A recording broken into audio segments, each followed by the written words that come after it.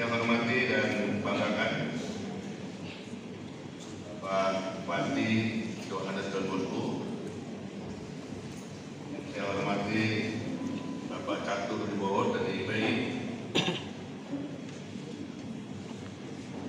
Ibu Bapak Judi Sutrisno, Waiskodat, Ibu Judi, anggota DPR RI, dan Dr. Agus Lukas Pere, dan sahabat-sahabat saya dari anggota DPD RI. Sini ada Pak Anjilo, ada Pak Hebi, ini dari Bandung Utara.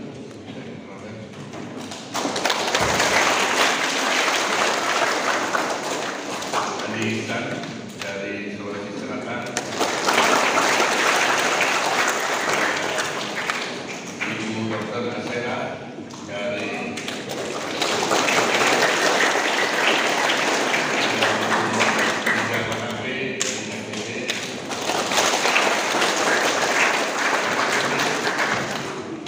ND, Bapak Anjil.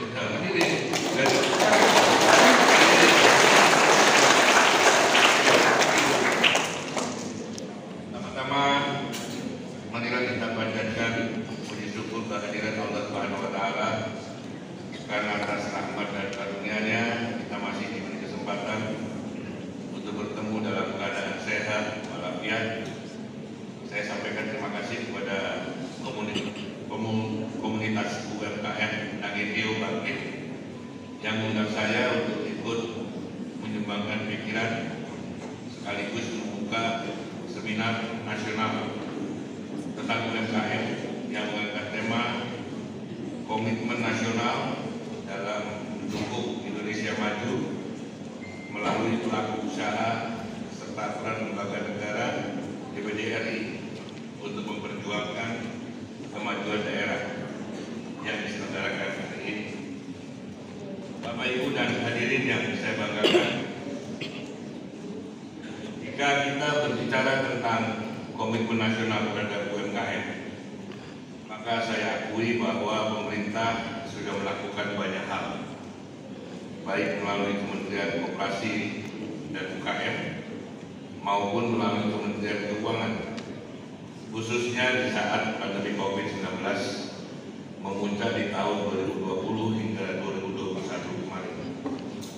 Karena salah satu sasaran program pemulihan ekonomi nasional atau PEN adalah sektor UMKM. Meskipun kami tidak mengetahui seberapa besar efektivitas dari program PEN atau UMKM tersebut, karena memang data lapangan ada di tangan eksekutif dan kami hanya bisa membaca laporan angka-angka yang tertulis di atas kertas yang dalam beberapa kasus memang agak berbeda dengan apa yang kami temukan di lapangan saat turun langsung ke daerah-daerah. Tetapi secara umum pemerintah telah bekerja untuk mempertahankan UMKM sebagai bagian penting dari pertumbuhan domestik bruto atau PDB. Karena memang faktanya angka PDB Indonesia di tahun 2019 sebelum pandemi COVID sebesar 61% disumbang oleh UMKM, dan perlu Bapak Ibu ketahui 61% itu artinya senilai 8.573 triliun rupiah. Jadi penyumbang PDB tersebesar bukanlah segelintir oligarki ekonomi yang menguasai sumber daya alam di Indonesia itu, tetapi penyumbang terbesar PDB adalah para pelaku UMKM, termasuk Anda salah satunya. Bahkan data di tahun 2019 UMKM mampu dan melibatkan 97% dari total tenaga kerja yang ada, baik secara formal maupun informal, UMKM juga tercatat telah menghimpun 60% dari total investasi di Indonesia. Tapi angka-angka tersebut memang tercatat sebelum pandemi COVID-19. Di saat COVID memuncak di tahun 2020 hingga 2021, hampir 85% dari pelaku UMKM berada dalam kondisi hidup sedang, mati tak mau, bahkan bisa dikatakan kolaps atau gulung tikar. Saat ini di tahun 2022 memang momentum untuk bangkit kembali.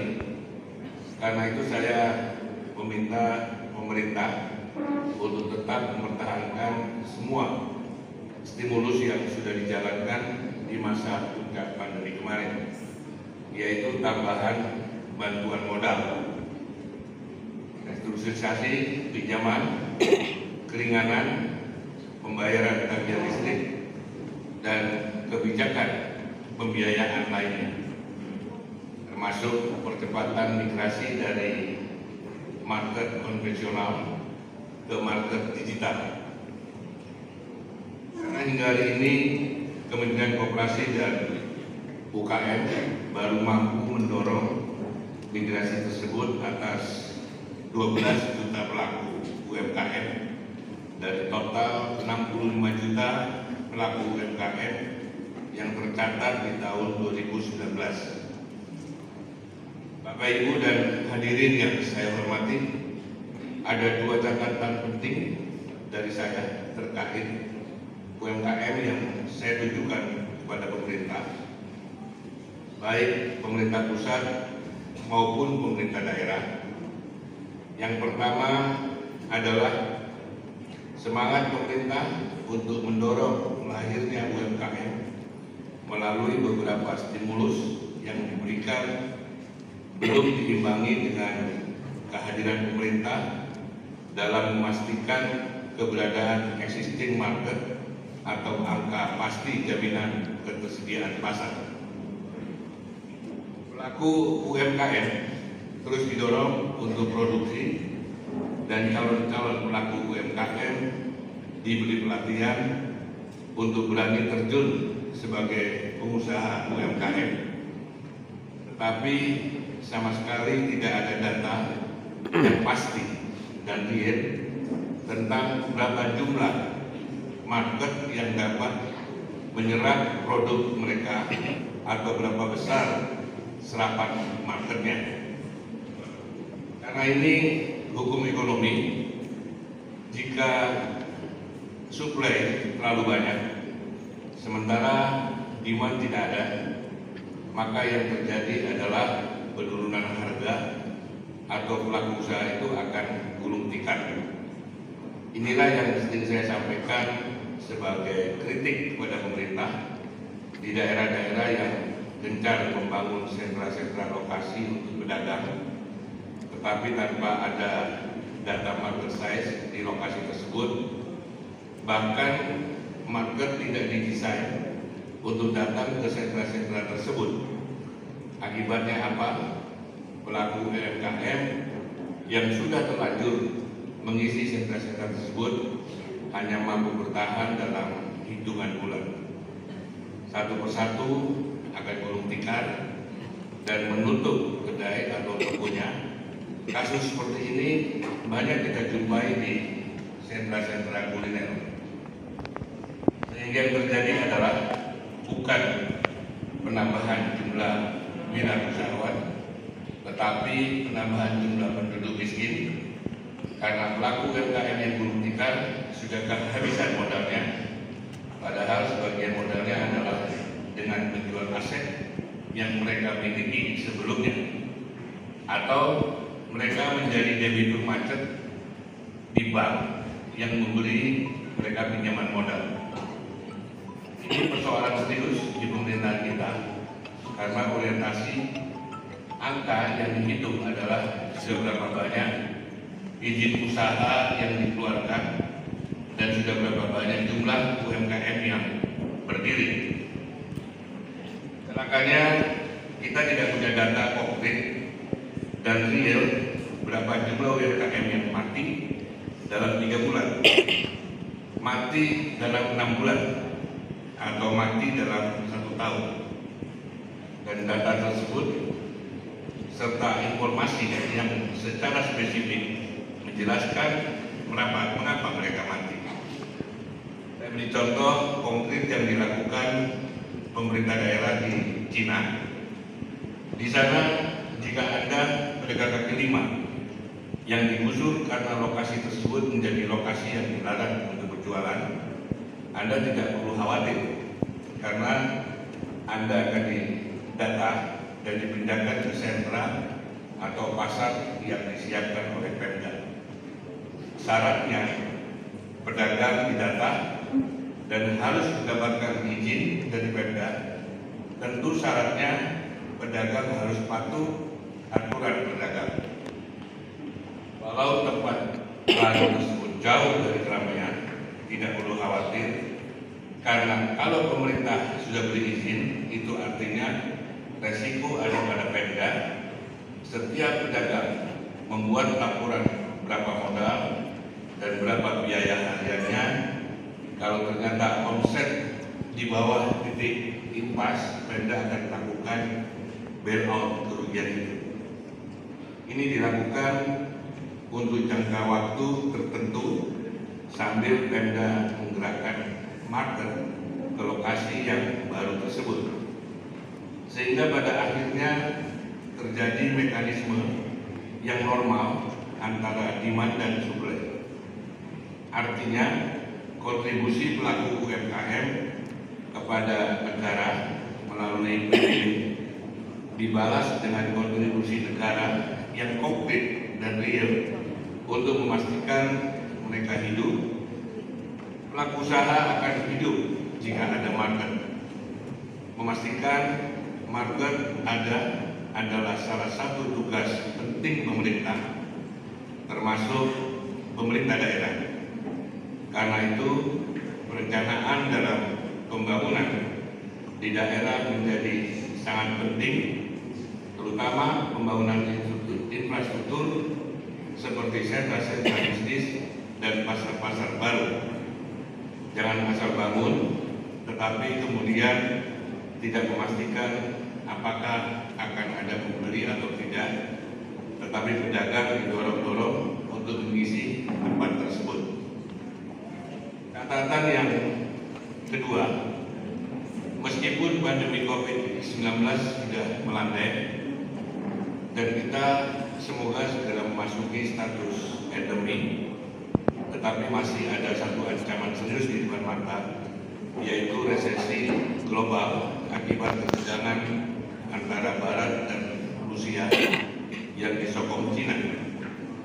Ketegangan tersebut memicu krisis karena berkurangnya pasokan akibat embargo dan penghentian suplai beberapa komoditas penting, sehingga ini sudah menjadi masalah struktural ekonomi global yang tidak mudah menyelesaikannya karena sudah menyangkut politik perang. Prinsip globalisasi yang dulu diperjuangkan semua negara agar terjadi kebebasan pasar tanpa intervensi negara, ini tidak lagi menjadi prinsip.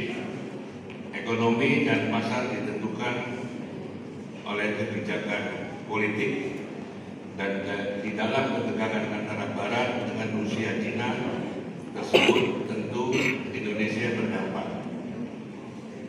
Dampak yang paling nyata adalah inflasi harga. Kenaikan harga akibat situasi ekonomi global akan kembali menghantam sektor industri karena menurunnya daya beli. Dan bila pasar tidak mendukung, pabrik terpaksa mengurangi produksinya. Akibat paling nyata adalah PHK kembali menghantui sektor industri. Hasil akhirnya kemiskinan akan meningkat karena kelas menengah menjadi turun kelas, bahkan bisa menjadi miskin. Sementara orang-orang kaya akan sembunyi saja sambil menikmati suku bunga bank yang tinggi. Ini artinya stimulus ekonomi untuk UMKM tidak bisa dilepas hanya karena status pandemi berubah menjadi endemi, apalagi jika pemerintah terpaksa harus menaikkan sejumlah harga energi seperti listrik, LPG, dan BBM untuk industri maupun untuk kendaraan bermotor. Memang yang dinaikkan adalah BBM pertama atau listrik 3000 watt yang diasumsikan digunakan oleh kelas menengah ke atas, tetapi harus diingat kenaikan harga di level apapun membawa multi efek karena faktualnya terjadi inflasi.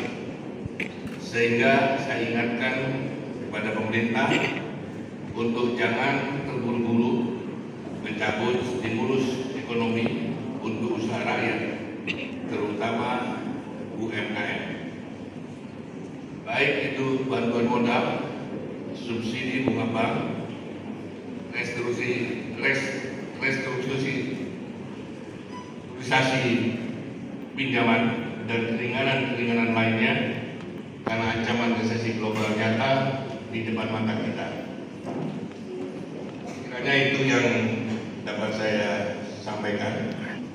Atas perhatian Bapak Ibu dan hadirin, saya ucapkan terima kasih dengan mengucapkan Bismillahirrahmanirrahim.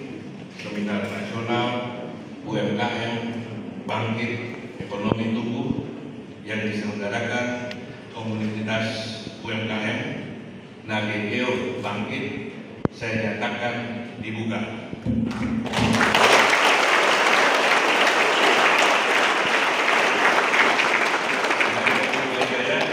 Wassalamualaikum warahmatullahi wabarakatuh.